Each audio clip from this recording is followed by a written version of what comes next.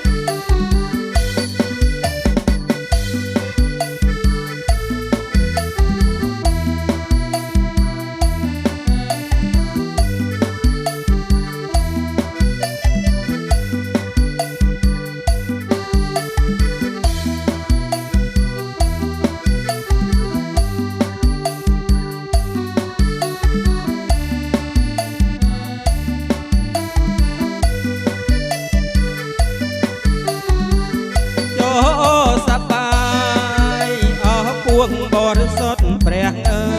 យថ្ងៃចិត្តដល់ហើយយើងនឹងបានចូលក្រុងថ្មី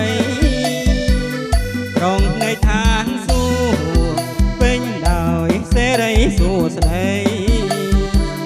រងរឿងថ្លាថ្លៃវាសនា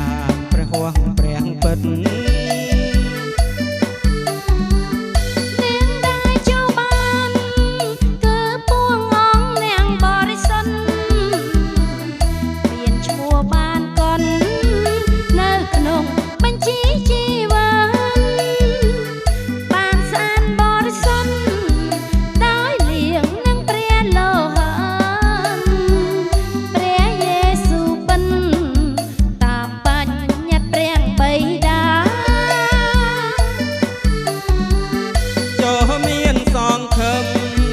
បានច្បាប់ដល់ដើមជីវិត